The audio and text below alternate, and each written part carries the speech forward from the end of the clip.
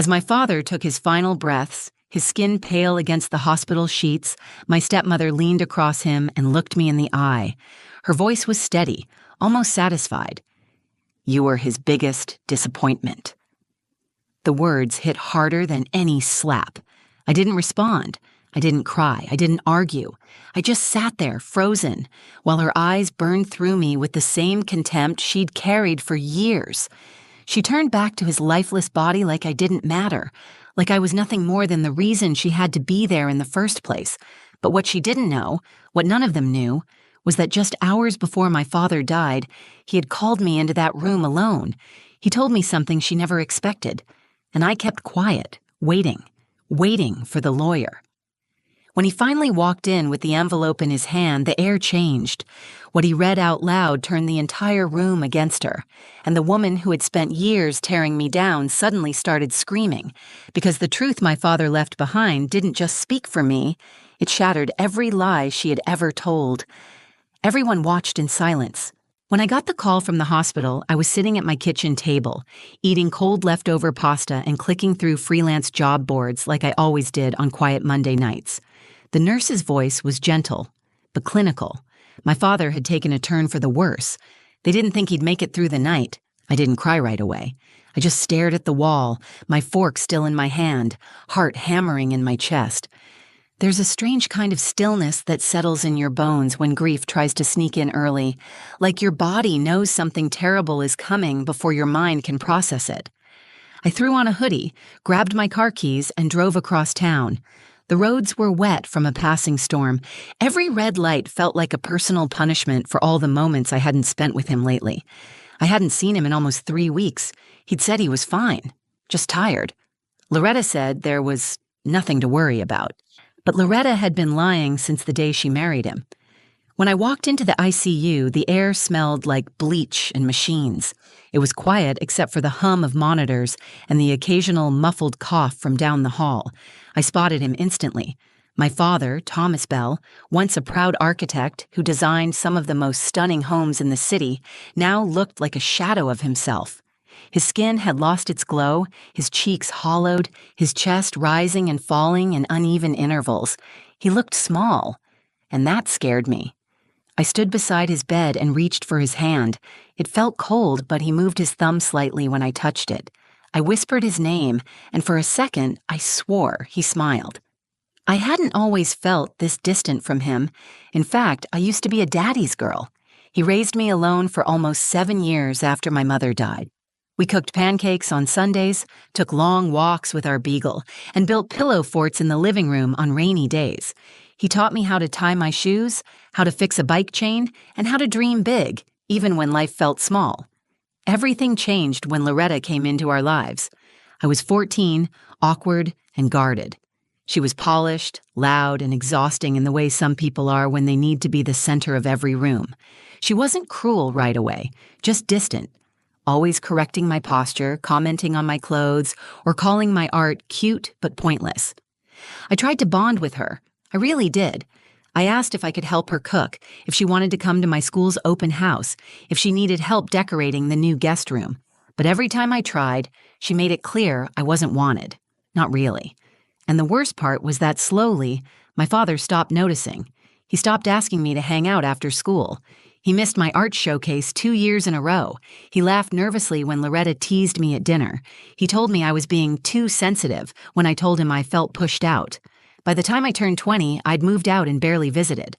Not because I didn't love him, but because being in that house made me feel like an outsider in my own story. Still, I never stopped checking in.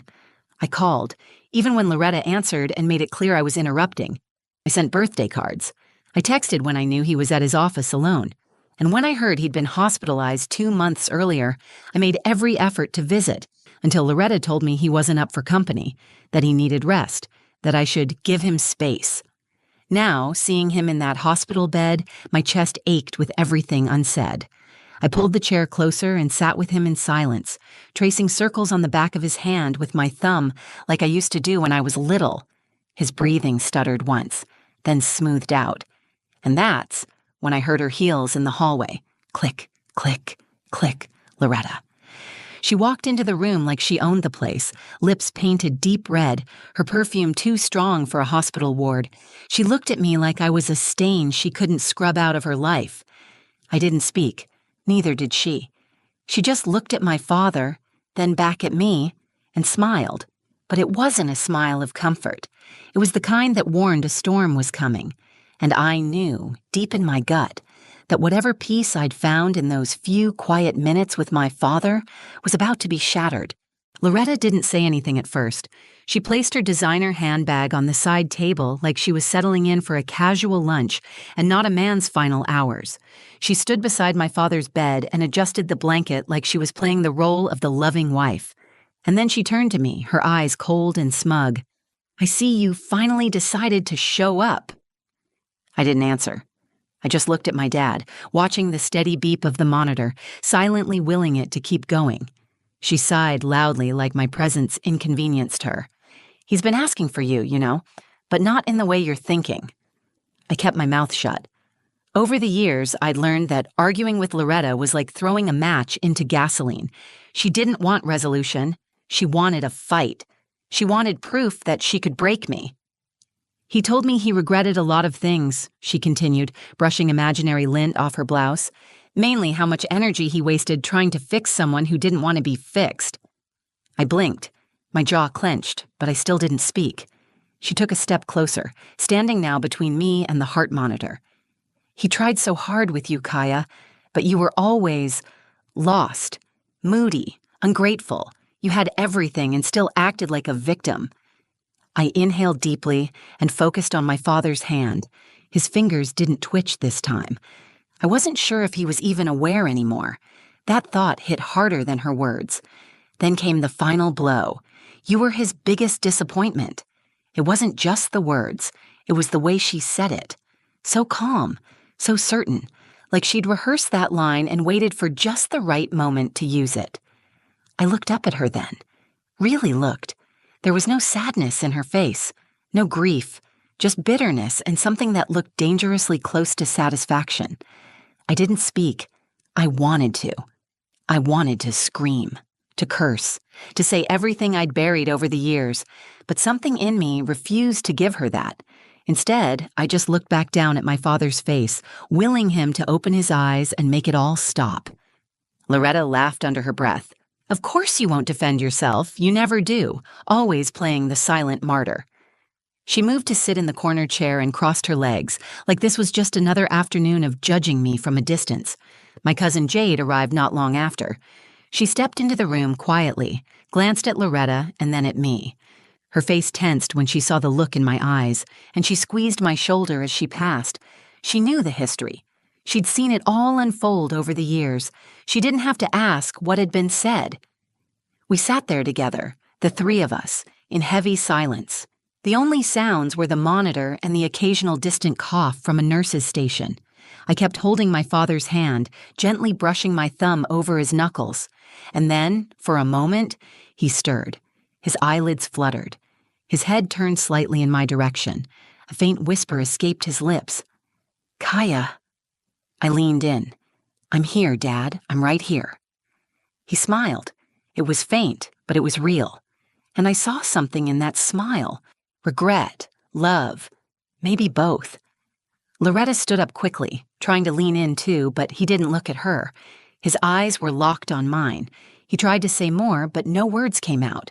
Just a shallow exhale, and then nothing. The monitor flatlined. The nurse came rushing in, pressed a few buttons, and then quietly shook her head. Time of death, 9:16 p.m. Loretta stepped back, hands clasped together as if she were the grieving widow. But her face was unreadable. No tears, no tremble. Just a tight-lipped expression and a glance in my direction like she'd already claimed victory. I felt like I was underwater, the room muffled and blurry. But deep in my pocket, I felt the weight of the envelope my father had given me just a few days earlier. His voice echoed in my mind.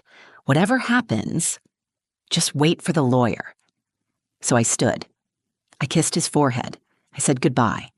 And I left Loretta alone in that sterile room with all her lies and cold, practiced smiles, because I knew her moment was coming, and it was going to burn. The night after my father died, I barely slept. I lay on my couch in a hoodie that still smelled faintly like the hospital, staring at the ceiling fan as it spun in slow, useless circles. I thought I'd cry. I thought I'd break down or scream or throw something, but I didn't. I just lay there, replaying his final whisper, the look in his eyes, and the way Loretta had already started making calls before his body was even cold. She didn't waste a second. By morning, she had already posted a heartfelt tribute on Facebook, full of photos that didn't include me. The caption read, "The love of my life. Thank you for our beautiful journey. I'll miss you forever." Underneath, people were commenting things like, "So sorry for your loss, Loretta," and "You two were soulmates." One even wrote, "I hope Kaya is supporting you through this." I turned off my phone and tossed it across the room. That same morning, I found the envelope my father had handed me. I had tucked it between 2 notebooks in my dresser drawer when I got home. At the time, I didn't know what was inside. I hadn't opened it. I just remembered his voice. "Whatever happens, wait for the lawyer. Let him speak for me." That was all I needed to hear to trust him. For the first time in years, he had looked at me without distraction or guilt, and I knew he meant it. So I waited.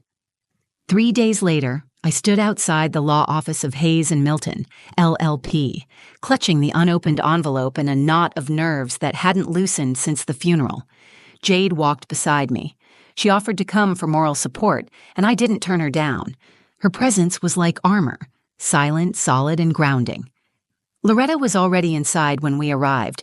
She wore a tailored black blazer, pearls, and that same smugness she always carried like perfume. She smiled politely at Mr. Hayes when he entered, acting like the grieving widow she had curated so carefully for the public. "Let's begin," he said, nodding for us to take our seats. We sat at a long mahogany table in a quiet conference room. The lights were warm, the air too still. Mr. Hayes opened a thick file and cleared his throat. "As per the last amended will of Thomas Elliott Bell, I will now read the final distribution of assets and personal wishes." Loretta leaned back, crossing her legs.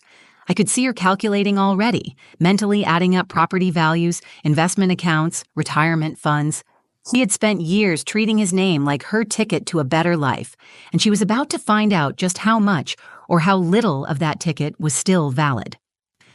"First," Mr. Hayes began, "a personal letter was left with instructions to read it aloud before the official estate items are addressed." He unfolded the paper. The room went quiet. "To Loretta," he read, "I know this moment is uncomfortable. I'm not proud of everything that happened between us, but I need you to hear this from me directly." Loretta shifted in her seat. "You and I built a life together, but there were pieces of me you never accepted, especially Kaya. My daughter was never your burden, no matter how you treated her like one." I froze. My hands gripped the armrest. I failed her in many ways. I let silence replace courage. But in these final moments, I want her to know I saw it all. Every insult, every cold shoulder, every attempt to erase her from my world. I allowed it, and for that, I'm sorry. This will is my attempt to make things right. Loretta sat bolt upright, her jaw clenched. Mr. Hayes continued, now reading the formal parts. "I leave the entirety of my architectural business holdings, my personal residence, and my savings account to my daughter, Kaya Bell." Loretta gasped audibly. "What?" "To Loretta Bell, I leave only the cabin in Fairwater County, as it was a property she personally decorated and requested years ago." Her face went white. That cabin was worth maybe $40,000 on a good day. She stood furious. "This is a joke. He wouldn't do this. I took care of him for years. I ran that house. I was his wife." Mr. Hayes stayed calm. "He made these decisions clearly and consciously. We updated the will together 3 weeks ago. It's notarized and witnessed." Loretta's hands trembled. Her voice cracked. She manipulated him. She turned him against me. I didn't say a word.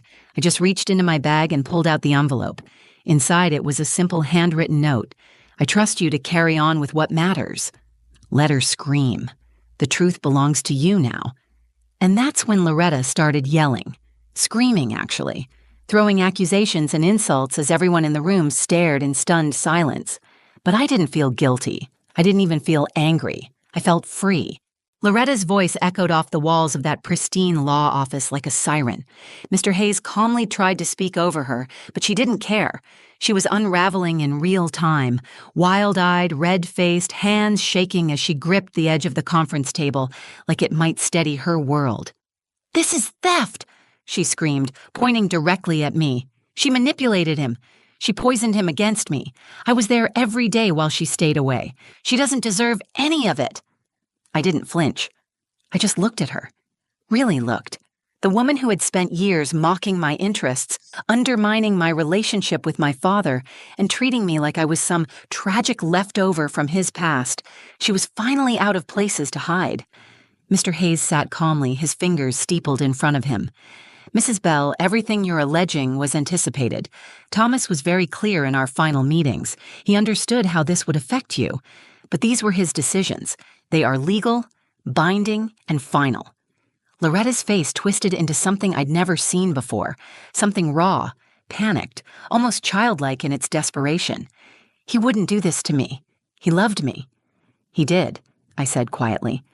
"But he also finally saw you. All of you." She spun toward me, eyes wide. "You think you won? You think this makes you better than me?" I stood slowly, not out of pride, but because my legs were done sitting in silence. My hands were steady. My voice didn't shake. "I don't need to be better than you. I just needed him to remember who I was, and he did." For a moment it was quiet, and in that silence, something settled. Not vengeance, not even satisfaction, just truth. She turned to Mr. Hayes again, her voice cracking now.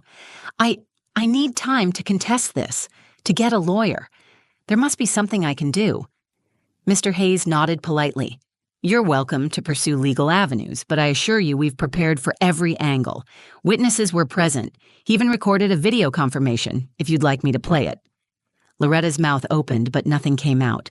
Her hands dropped from the table, limp at her sides. For the first time, she looked small. Not in the way my father had looked in that hospital bed, but in the way someone looks when the mask finally breaks and they have to face themselves in the mirror.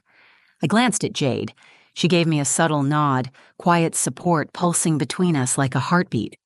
Mr. Hayes continued reading through the will, confirming details about the house deed, the business ownership transfer, and a small scholarship fund my father had left in my name to support young women in architecture. That one stopped me cold. I didn't even know he remembered that I'd once wanted to be an architect like him. After he wrapped up, he handed me a keyring. "He wanted you to have these today," he said. There were 2 keys on the ring. One to the front door of the house I hadn't lived in since I was 20, and one to the private studio he used to work in behind it. I stared at the keys for a long second before gently curling my fingers around them. Loretta was gone by the time I stepped outside. Her car was no longer in the parking lot. No apology, no parting words, just silence, finally working in my favor. I walked to my car with Jade beside me. The sun was just beginning to dip behind the trees, casting everything in gold. "You okay?" she asked. I took a breath. "I think I am." "You handled that like a pro," she said. "I handled it like a daughter who waited too long to be heard." We drove to the house, my house now. I hadn't been there in years, not since I stormed out after Loretta said I'd never be enough for my father, but this time the keys slid into the lock like they belonged. The door opened easily. The air smelled faintly of cedar and dust. Everything was just how I remembered it. My childhood drawings still hung on the fridge. The living room still had the leather chair he always claimed after dinner. The studio light in the backyard was still flickering through the blinds. I stood in the doorway, letting it all rush over me. My father didn't leave me money to hurt her. He left me this, his world, his space, his final truth, because in the end, he remembered me. And finally, I felt like I belonged somewhere again. It's been 3 months since my father passed. The house is quiet now, peaceful in a way it never was when Loretta lived here. I wake up to birds outside the kitchen window, not the sound of her heels tapping across the tile or her voice criticizing how I brewed coffee too weak. I drink it the way I like it now, light, with oat milk and just the right amount of cinnamon. The first week after the will reading, I stayed busy, Cleaning, unpacking, repainting the studio, I found boxes of my childhood art stored away in the attic, carefully labeled in my father's handwriting. He had kept every drawing I ever gave him, even the messy ones from kindergarten, especially those. One night, while sorting through his old blueprints, I found a file marked KB Future Inside were drafts of a small art gallery. He'd started designing it after I left for college. I didn't know. He never told me. But he believed in me, even after everything, even when he didn't know how to show it out loud. I cried for the first time in weeks that night, not the kind of cry that leaves you hollow, the kind that washes something away, the kind that makes room. Jade visits often. She brings takeout and always sits in the same chair by the window, like she's claiming her corner of this new life with me. Sometimes we talk about Loretta, mostly in passing. I heard she tried to challenge the will but didn't get far. My dad's preparations were airtight. She eventually stopped trying. I think she finally realized the man she thought she controlled had made his final decision without her. I don't hate her, not anymore. Hatred is heavy. I carried it for so long I forgot what it felt like to breathe without it pressing on my ribs. But somewhere between the silence of this house and the truth my father left behind, let it go. I still feel him here, not in a ghostly way. More like muscle memory, like when I'm in the studio and I instinctively reach for the pencil he used to keep in the second drawer. Or when I walk past the coat rack and expect his navy jacket to be hanging there. I talk to him sometimes, quietly, not because I think he can hear me, but because some words deserve to be said, even if no one's there to answer. Thank you, I say most often, not just for the house or the keys, for seeing me. I used to wonder if staying silent that day at the hospital made me weak, if I should have stood up to Loretta, if I should have fought back louder, harder.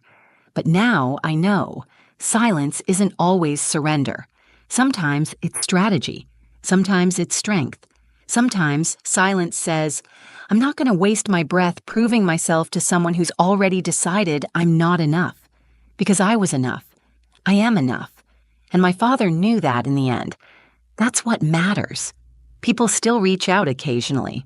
Old family friends, distant cousins. They say things like, I had no idea things were like that, or your dad always lit up when he talked about you. I smile, thank them, and leave it at that. They don't need the whole story. The ones who matter already know it. One morning, I walked out to the backyard and unlocked the studio door. The light filtered in through the skylight, warm and golden. I hung my father's favorite drafting ruler on the wall above the desk. Then I pinned up my first new sketch in years. It wasn't perfect, but it was mine, and I finally had space to create again. In the quiet of that studio, I realized something. You can spend your whole life trying to prove your worth to the wrong people, or you can wait until the right person sees you fully and leaves behind a legacy that whispers, you were never the disappointment. You were the hope. The heartbeat, the one who stayed soft in a world that tried to harden you. This house doesn't feel like an inheritance. It feels like forgiveness, a second chance, a final chapter that turns into a beginning. And I plan to fill every room with light, laughter, and the kind of love that never makes someone feel like they don't belong. Because I know what it's like to be forgotten, and I know the power of finally being remembered. If this story hit you in any way, if you've ever felt silenced, overlooked, or made to believe you weren't enough, I want you to know something. You are not alone, and you are not a disappointment. Your worth isn't measured by who tries to tear you down, but by how you rise, how you heal, and how you carry your truth, even when it's quiet. If this story moved you, please give it a like. Share it with someone who needs to hear they're not alone. Leave a comment below. I read every single one, and I'd love to hear your thoughts or your own experience. And if you want more stories like this, real, raw, and honest, subscribe to the channel. There's so much more I want to share with you. Thank you for being here. Thank you for listening, and remember, sometimes the loudest kind of strength is the kind that waits. Until next time.